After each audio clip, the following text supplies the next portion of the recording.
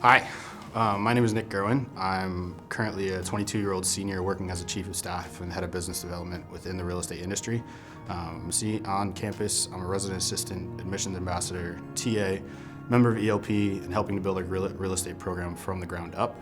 I'm also an Eagle Scout, have acquired a bunch of certifications over the years. My time during high school, I ran 2 successful businesses in 2 separate industries. Some would say I definitely front-loaded my life in terms of my experiences, and those experiences helped me shape to who I am today. Other than that, I'm also a son, a boyfriend, a brother, a friend, and an uncle.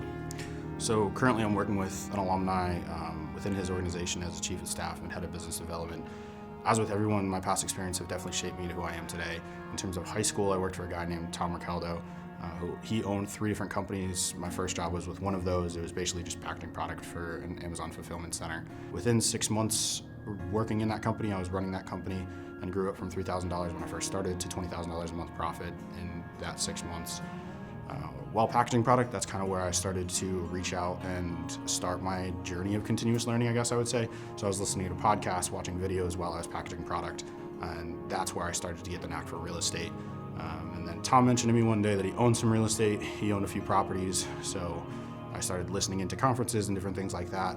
And when I turned 17, he basically handed me the keys to those 4 properties and said, I'll pay you an hourly wage, do what you want with it, and let me run free with whatever I want. I'm very grateful for that opportunity.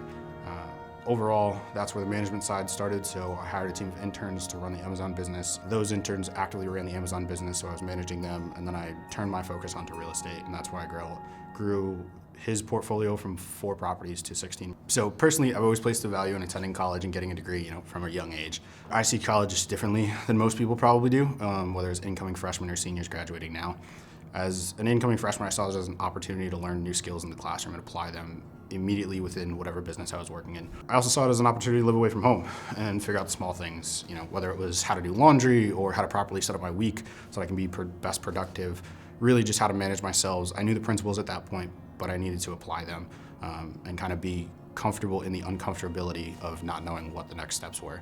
At 18, coming out of high school, I didn't know what college would teach me, but I knew I had a lot to learn, and that's ultimately why I came to class on the first day. As a senior now, graduating in, 38 days or something like that, looking back, I'm definitely grateful that I attended college, continue to look at it, as I always have, as it's an opportunity.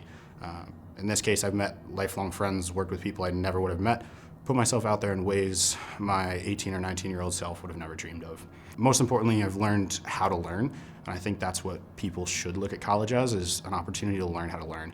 I've learned who I am, what motivates me, what I like to do, what I want to do with the rest of my life, and what kind of people I want to surround myself with. Definitely seen a lot of loss in my life. My first encounter with death was when I was 9, a close family friend passing away. I just remember not understanding why we couldn't go to dinner with them that week. As I grew up, dealing with an understanding of death became more and more. In 4 years of high school, I had 8 close friends pass away. The most impactful one was definitely my grandfather, who was like a second father figure to me growing up. After high school, I've had numerous more family members, friends pass away. All of those affected me, but all of those also put into perspective just how valuable life is and how valuable our time on earth definitely is. When you have somebody on their deathbed, fighting to keep breathing, you're not thinking about the Jeep that cut you off that morning. You're not thinking about what the stock prices are that day. You're just there in the moment, just hoping and praying that they pull through and see tomorrow. Sometimes they do, and you get to visit them the next day, but obviously sometimes they don't, and you've said your last goodbye. You've said your last I love you, and that is what pushes me through to keep going the next day. That's what pushes me through to get out of bed in the morning. That's also what drives my perspective on life. So if I wake up in the morning, walk over to my window, and see the sun, I consider myself to be one of the luckiest people alive. Everybody has 86,400 seconds every day to mold and make whatever that day is what they actually want to do.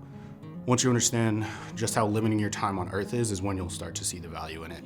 Seeing the pain and suffering that I've seen, the losing, the close people that I've lost, experiences have given me the ability to understand just how lucky I am to be alive.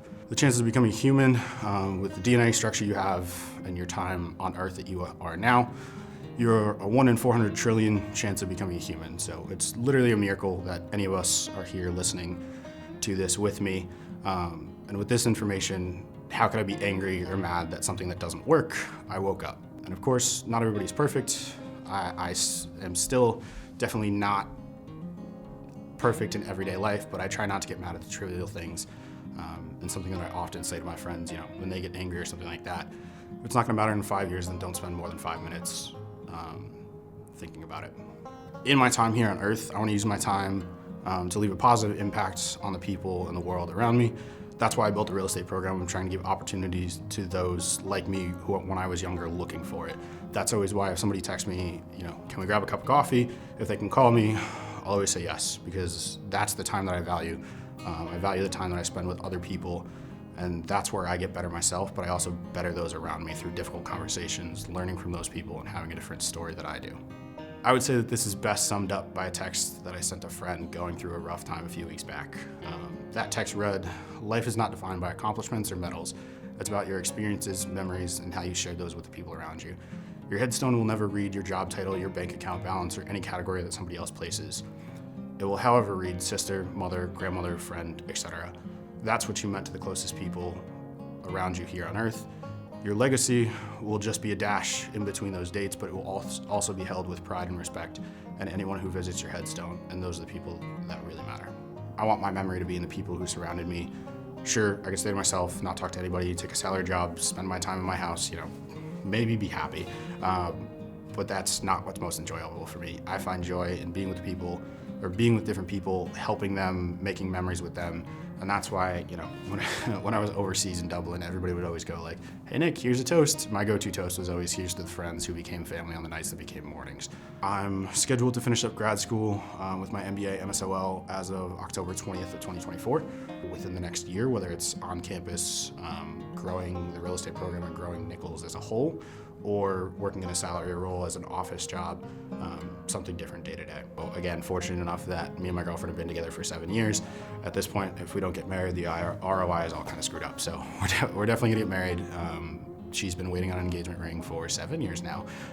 So when I'm 27, hopefully I'll be settled down, have at least one property, if not more, have a wedding, settle down, maybe starting to have kids.